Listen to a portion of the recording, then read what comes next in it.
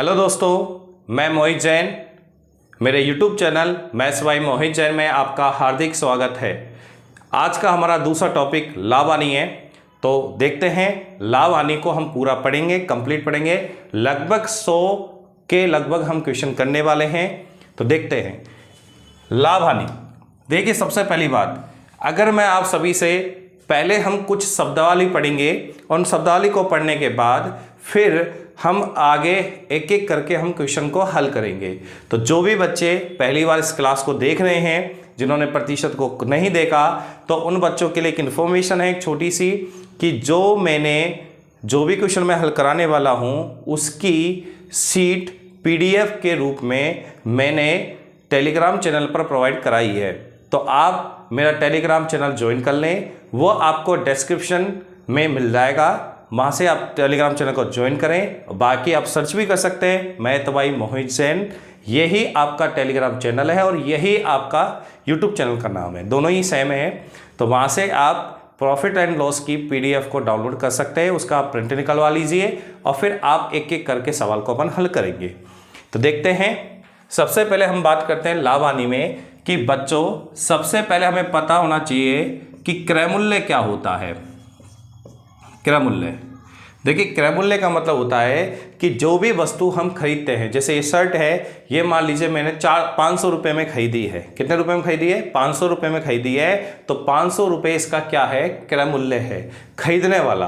तो देखिए, क्रय मूल्य बोलो चाहे मैं इसको लागत मूल्य बोले, ठीक है, इसका मतलब होता है, इन दोनों का मतलब ही खरीदना होता है।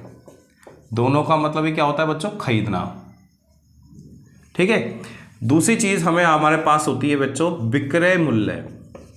विक्रय मूल्य, ठीक है, इसका हम बिक्री मूल्य भी बोल देते हैं, बिक्री मूल्य भी बोल देते हैं। इसका मतलब क्या होता है? आपका बेचना, ठीक है। अब तीसरी बात आती है बच्चों लाभ। अगर आपसे कोई पूछे लाभ क्या होता है, तो बच्चों लाभ क्या? लाभ कब होता है, क्या होता है? जब हम कम पर खरीदते हैं और वस्तु को ज़्यादा में बेचते हैं, तो आपका क्रय मूल्य छोटा होगा और विक्रय मूल्य बड़ा होगा। मतलब हमने कम में खरीदी होगी और ज़्यादा में बेची होगी, तब हमें क्या होगा? लाभ होगा। चौथा पॉइंट आता है कि हमें हानि कब होगी। अगर मैं पूछूं हानि कब होगी, तो हानि कब होती है? जब हम ज़्यादा में खरीदते हैं और कम में बेचते हैं। इसका मतलब है अब की बार कौन बड़ा होगा? तो आप कहोगे सर क्रय मूल्य बड़ा होगा। किससे? विक्रय मूल्य से। तो उस कंडीशन में हमें क्या होती है? हानि होती है, ठीक है। तो एक बात ध्यान रखेंगे, ये 4 पॉइंट आपको क्लियर हो गए कि देखिए, अगर आपसे कोई पूछे लागत मूल्य, क्रय मूल्य, इसका मतलब होता है खरीदना। अगर विक्रय मूल्य या बिक्री मूल्य बोले तो उसका मतलब बेचना। लाभ कब होता है? जब विक्रय मूल्य बड़ा हो। किससे? क्रय मूल्य से। और बच्चों हानि कब होती है? जब आपका क्रय मूल्य बड़ा हो। किससे? विक्रय मूल्य से। तो ये आपका सारे पॉइंट क्लियर होंगे। अब हम आगे बढ़ते हैं इसमें।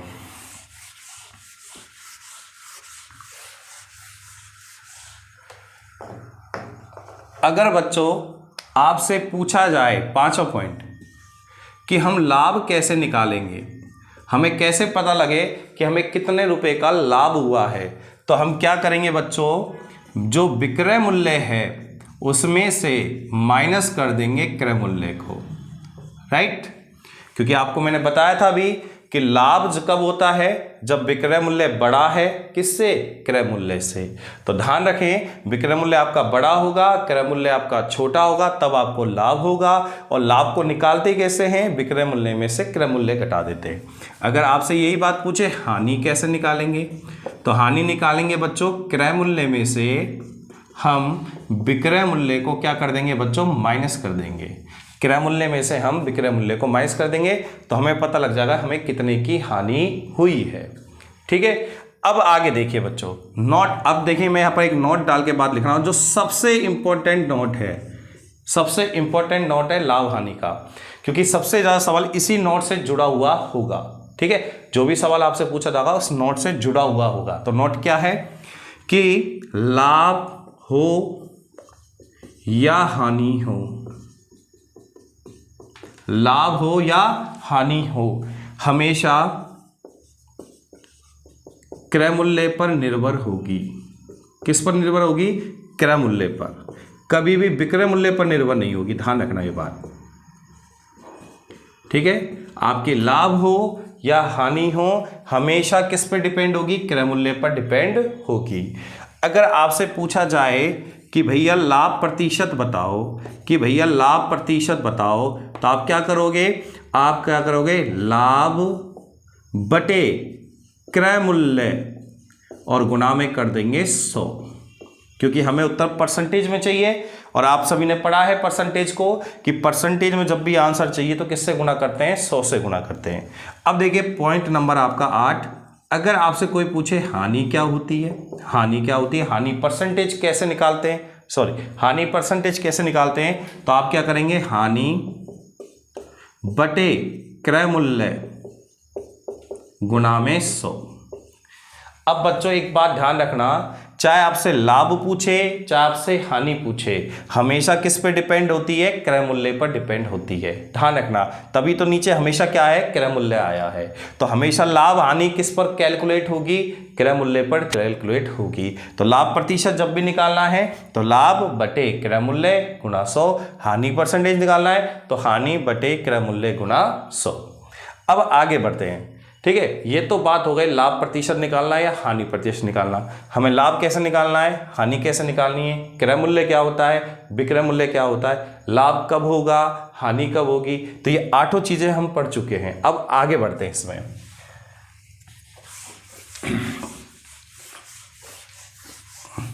अब देखिए बच्चों, नेक्स्ट नंबर पॉइंट आता है आपका 9वां। एक वर्ड होता है आपका अंकित मूल्य। देखिए इसके बहुत सारे नाम हैं, उन नाम में बता देता हूं। अंकित मूल्य, या फिर आपसे बोलेगा सूची मूल्य, सूची मूल्य, ठीक है।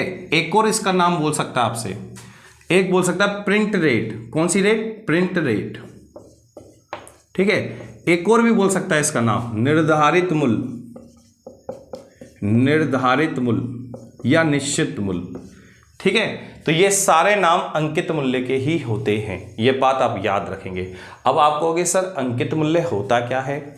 जैसे जब भी आप बाजार में सामान खरीदते हैं, तो जैसे आप कुछ भी खरीदते हैं, जैसे आप एक बिस्किट का पैकेट खरीदते हैं तो बिस्किट के पैकेट पर एक MRP वर्ड लिखा होता है, मैक्सिमम रिटेल प्राइस।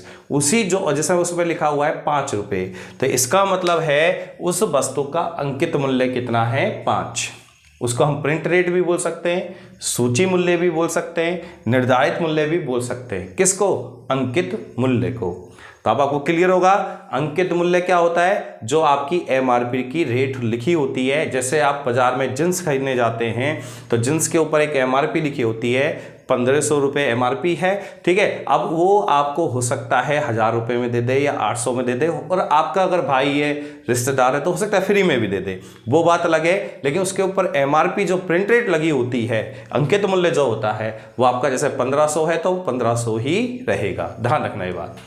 अब देखिए बच्चों, इसमें एक और पॉइंट आता है छूट। छूट मतलब बट्टा, बट्टा बोलते हैं इसका दूसरा नाम। बट्टा मतलब क्या होती है? छूट। छूट मतलब इंग्लिश में हम क्या बोलते हैं? डिस्काउंट। तो डिस्काउंट क्या होता है? जैसे आपने मॉल के अंदर गए, ठीक है, उस पर जींस की MRP लिखी हुई थी 1000, ठीक है, लेकिन वहां पर एक ऑफर चल रहा है, डिस्काउंट का ऑफर चल रहा है कि 20% की आपको छूट मिलेगी। तो 20% का जब आपको छूट मिलेगी तो 20% आपके पैसे कट जाएंगे। 1000 का 20% कितना हो गया? 200 रुपये की छूट मिल गई है, तो वो जींस अब आपको 800 रुपये में मिल जाएगी। तो ये चीज आपकी छूट होती है, ठीक है, डिस्काउंट होती है, बट्टा बोलते हैं आप जिसे। देखिए बच्चों, अगर आपसे ये पूछा जाए कि हमें छूट का परसेंटेज बताना है, किसका परसेंटेज? छूट का। कभी भी आपसे पूछा जाए कि छूट का परसेंटेज बताइए, छूट का प्रतिशत बताइए, है ना, कितना का बट्टा दिया, डिस्काउंट दिया, अगर आपसे पूछा जाए तो ये नोट डाल के आप बात लिखेंगे कि छूट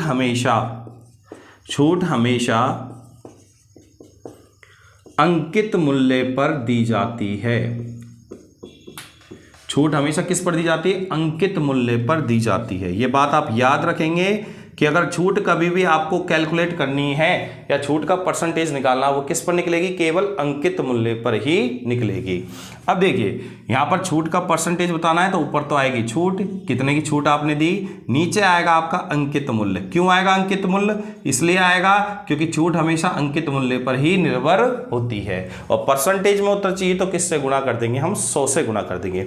देखिए ये बेसिक चीजें आपको पता होनी चाहिए। ये कुछ ऐसा नहीं है कि बहुत खतरनाक बात है, कुछ भी खतरनाक बात नहीं, बस आपको बेसिक क्लियर होना चाहिए कि छूट हमेशा अंकित मूल्य पर दी जाती है। ये बात ध्यान रखेंगे। ओके, अब बच्चों लाभ हानि में आपके पास 5 चीजें हो गई। 5 चीजें क्या क्या हुई? एक तो हो गया बच्चों क्रय मूल्य, एक हो गया विक्रय मूल्य, एक हो गया लाभ या हानि। बेटा ये जो लाइन है ना, लाभ या हानि, ये 2 वर्ड नहीं है, ये एक ही वर्ड है। या तो आपको सवाल में लाभ होगा या आपको हानि होगी, या दोनों ही नहीं होंगे, ना लाभ ना हानि। चौथा पॉइंट आता है आपका अंकित मूल्य, 5वां पॉइंट आता है आपकी छूट। इन 5 के ऊपर ही पूरी लाभ हानि और बट्टा ये दोनों डिपेंड हैं। ठीक है, तो इन 5 के बारे में ही हम पढ़ेंगे। केवल लाभ हानि में ये 5 पॉइंट ही चलते रहेंगे। अब मैं आपको एक एग्जांपल समझाता हूं जिससे ये 5 चीजें कवर हो जाएंगी। क्या हो जाएंगी? 5 चीजें आपकी कवर होंगी और कवर होकर आप समझ पाओगे कि लाभ हानि में हमें ये 5 ही क्यों पढ़ना है, तो ये 5 का क्या तरीका है पढ़ने का सही।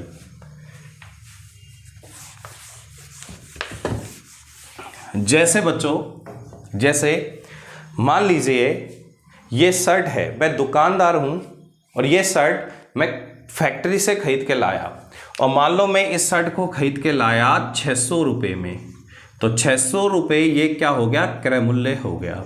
राइट भाई, मेरी एक दुकान है, मैं एक दुकानदार हूं, तो मैं पहले माल भी तो लाऊंगा कहीं से, तो मैं फैक्ट्री से माल लाया और फैक्ट्री से ये शर्ट लाया, मान लो 600 रुपये में लाया। ठीक है, ले आया। अब मैंने क्या करा, अब आपने देखा भी होगा दुकानदार क्या करता है, जहां वो जो रेट होती है वो रेट में क्या कर देता है? चेंज कर देता है, उसको मिटा देता है ना। आपने सुना भी होगा, कई बार आप कपड़े खरीदने गए होंगे तो उसमें वो बोलता है देखो इसकी MRP इतनी है, तब आप क्या बोलते हो कि ये तो MRP आपने ही तो लिखी है पेन से, तो ऐसा होता है ना। तो मैंने देखिए ये शर्ट 600 रुपये की आई, ठीक है, लेकिन मैंने इसकी MRP है ना, MRP मतलब अंकित मूल्य, इसका मैंने अंकित मूल्य रख दिया 1000 रुपये। कितने रुपए रख दिया? 1000 रुपये रख दिया। ठीक है, कितना रख दिया? 1000 रख दिया। अब 1000 जब हमने रख दिया, अब कोई, अच्छा फिर मैं क्या कर रहा हूं, 1000 रुपये रख दिया। अब कोई व्यक्ति, जैसे मान लो आप ही हो, आप मेरी दुकान पर आए कि भाई मुझे ये शर्ट चाहिए, तो मैंने आपको कह दिया ये 1000 इसकी अंकित मूल्य है, MRP इसकी 1000 है, इस पर मैं छूट दे रहा हूं, इस पर मैं छूट दे रहा हूं 20% की छूट दे रहा हूं। कितने की छूट दे रहा हूं? 20% की मैंने छूट दे दी आपको। अब मैंने जब 20% की आपको छूट दे दी, अब 1000 रुपये की जो शर्ट है उस पर 20% का मैंने आपको छूट दे दी है, तो वो आपको मैंने कितने में बेची? तो आप कहोगे सर वो बेची आपको मैंने 800 रुपये में बेच दी। सही। अब देखिए खरीदी कितने में थी मैंने? 600 में, और बेच कितने में रहा हूं? 800 में। तो मुझे लाभ होगा हानि होगी? तो आप कहोगे सर लाभ होगा। तो आपको लाभ कितने का होगा? तो आप कहोगे सर 200 रुपये का आपको लाभ हो जाएगा। अगर यही चीज मैं पूछूं लाभ प्रतिशत में पूछूं, तो आप क्या करोगे? लाभ बटे क्रय मूल्य गुणा में क्या कर देंगे? 100। अब देखिए 200 एकम 200, 200 तिया 600, 100 में 3 का भाग देंगे 33 सही 1/3%, ये आपका लाभ आ जाएगा। अब आप बातें समझ पाए हैं कि देखिए पांचों चीजें एक साथ आ चुकी हैं आपकी, कि देखिए आपने सर 600 में खरीदी, उसकी रेट आपने बढ़ाकर जो लिखी MRP जो लिखी वो अंकित मूल्य होता है, MRP कितनी लिखी? 1000। अब आप मेरे पास शर्ट खरीदने आए, मैंने आपको छूट दे दी 20% की, तो आपको कितने में बेची मैंने? 800 रुपये में बेच दी है शर्ट। अब 800 रुपये में बेच दी है, और खरीद के कितने में लाया था मैं? 600 में लाया था, तो मुझे कितने का फायदा हो गया? 200 रुपये का फायदा हो गया। अब देखें यहाँ पर या तो फायदा होगा या घाटा होगा, मतलब लाभ होगा या हानि होगी, बस यही तो होगा। अब देखिए लाभ हुआ 200 का, अब मैं पूछूं लाभ परसेंटेज में बताइए, तो लाभ कितने का हुआ? 200 का। किस पर हुआ? मैंने कहा था लाभ हानि हमेशा क्रय मूल्य पर निर्भर होती है। तो कितने पर? 600 पर, गुणा में क्या कर देंगे 100। तो 33 सही 1/3% आपका आंसर हो जाएगा। तो देखिए ये नहीं है कि मैं आपको लाभ परसेंटेज निकाला, मैं आपको पांचों चीजों के बारे में बता रहा हूं कि पांचों चीजें आपस में कैसे जुड़ी हुई है, क्या क्रम है इनका। ठीक है, और पूरी लाभ हानि इन्हीं पांचों बातों पर है। 5 बातें आपको बता दी हैं, मैं रिपीट करता हूं। अंकित मूल्य, छूट, क्रय मूल्य, विक्रय मूल्य और लाभ या हानि, या फिर दोनों ही नहीं, ना लाभ ना हानि। आगे बढ़ते हैं, आगे बढ़ते इसमें। अब देखिए बच्चों, अब आपको लास्ट एंड फाइनल एक छोटा सा रिलेशन और याद रखना है, उसके बाद आपका पूरा लाभ हानि के रूल और रेगुलेशन खत्म हो जाएंगे। फिर हम अगली क्लास में आपके क्वेश्चनों को हल करेंगे। अब अगला क्या है आपका लाभ हानि का, तो देखेंगे बच्चों इसमें लाभ हानि में। देखिए एक कोई शर्ट है, उसका एक क्या है? अंकित मूल्य। अंकित मूल्य है, अंकित मूल्य जानते हैं MRP। ठीक है, एक शर्ट हमने खरीदी होगी, तो उसका क्या होगा? क्रय मूल्य होगा। राइट, पहले मैं शर्ट खरीद के लाया फैक्ट्री से, तो वो क्रय मूल्य है। ठीक है, फिर मैंने उसको मिटा के रेट को बढ़ा दिया, तो वो अंकित मूल्य है। अब अंकित मूल्य पर मैं डिस्काउंट दे रहा हूं D। कितने % का डिस्काउंट दे रहा हूं? D% का डिस्काउंट दे रहा हूं। डिस्काउंट से मतलब 20% का डिस्काउंट या 25% का डिस्काउंट, मतलब इस तरीके से मैं D% का डिस्काउंट दे रहा हूं। ठीक है, और यहां पर D% का जब मैंने डिस्काउंट दिया, तो मैंने शर्ट कितने में बेची? अगर आपसे ये पूछा जाए कि मैंने शर्ट अब बेचूंगा तो सही, अगर मैं दुकानदार हूं और मैंने अंकित मूल्य डिसाइड कर दिया, उस पर मैंने आपको डिस्काउंट दे दिया, और डिस्काउंट देने के बाद मैं वस्तु को क्या कर रहा हूं? बेच रहा हूं। तो अंकित मूल्य गुणा डिस्काउंट कितने का दिया है? D का, तो आप क्या लिखोगे? 100 - D बटे 100 में हमने क्या कर दी? बेच दी। अब कहोगे सर ये कैसे लिखा? तो मैं समझाता हूं, आप टेंशन ना लें। देखिए डिस्काउंट का मतलब D% लिखा है मैंने, जैसे मान लो 20% का डिस्काउंट दिया। 2 मिनट के लिए सोचिए, यहाँ D नहीं है 20 है। 2 मिनट के लिए सोचिए, यहाँ पर D नहीं 20% है। तो मैंने 20% का डिस्काउंट दिया, तो आपको कितने में बेची? 80% में बेची। तो आप क्या लिखोगे? अंकित मूल्य गुणा 80 बटे 100। बटे 100 क्यों लिखते हैं? परसेंटेज हटाएंगे तो उस बटे में 100 आएगा। और यहाँ 80 क्यों लिखा? क्योंकि 100 में से 100 था मूल्य, उसमें 20 का हमने डिस्काउंट दे दिया, तो कितना हो गया? 80 हो गया। तो यहां पर हमारे पास 20 नहीं है, तो मैं यहां लिख रहा हूं 100 - D बटे 100। आगे देखें, फिर हमें देखिए क्रय मूल्य पर क्या होती है? या तो लाभ होता है या फिर हानि % होती है। राइट, तो लाभ या हानि % मैं मान लेता हूं X% है। ठीक है, अगर प्लस हो है तो लाभ है, और माइनस है तो हानि है। अगर मैं देखिए क्रय मूल्य पर हमें लाभ या क्या हुई? हानि हुई। अब मैं वस्तु को क्या करूंगा भैया? बेचूंगा। तो बताइए कैसे बेचेंगे, कितने में बेचेंगे? तो क्रय मूल्य गुणा 100 ± X बटे 100। अब देखिए ये चीज कैसे आई, ये चीज भी समझेंगे। अगर मान लो यहां X की जगह 10% का लाभ होता, क्या होता? 10% का लाभ, तो आप क्या करते? 100 + 10 कितना होता? 110% निकालते। अगर हमें हानि हो रही है, मतलब 10% की हानि हो रही है, तो हम कितना % निकालेंगे? 90% निकालेंगे। तो देखिए यहां पर लाभ हो तो प्लस का चिन्ह लेना, और हानि हो तो माइनस का चिन्ह लेना। ओके, अब देखिए ये भी विक्रय मूल्य है, ये भी विक्रय मूल्य है, तो दोनों विक्रय मूल्य आपस में क्या हो जाएंगे बच्चों? बराबर हो जाएंगे। तो इनको बराबर कर दो, तो अंकित मूल्य गुणा 100 - D बटे 100 ये किसके बराबर हो जाएगा? क्रय मूल्य गुणा 100 ± X बटे 100। अब देखिए बच्चों 100 से 100 आपका क्या हो जाएगा? कैंसिल हो जाएगा। तो देखिए अब क्या होगा?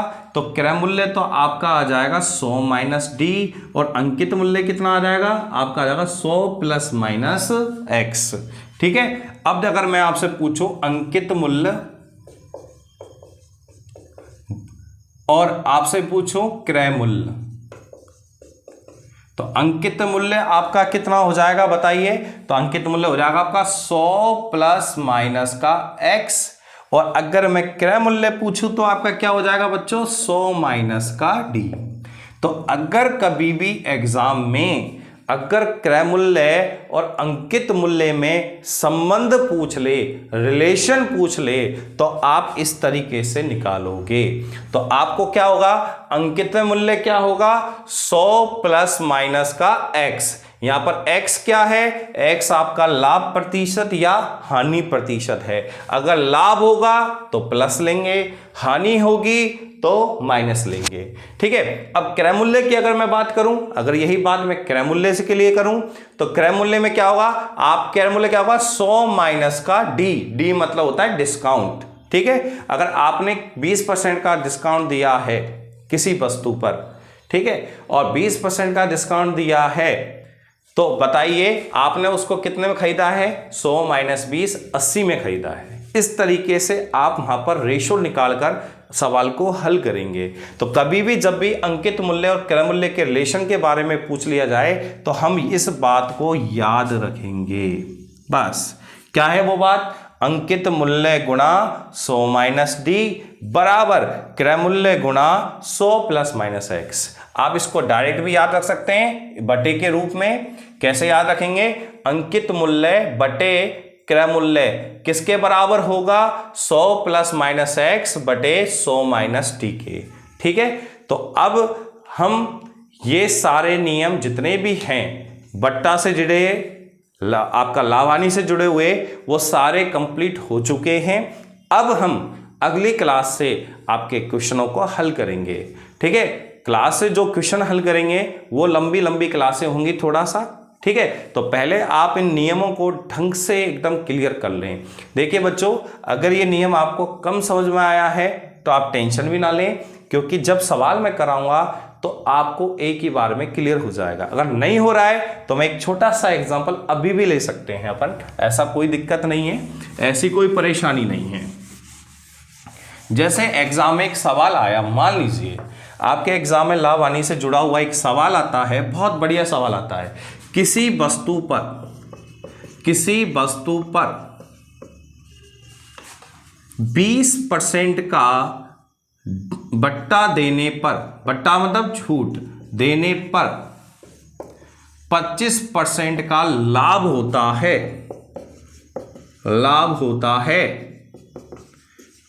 यदि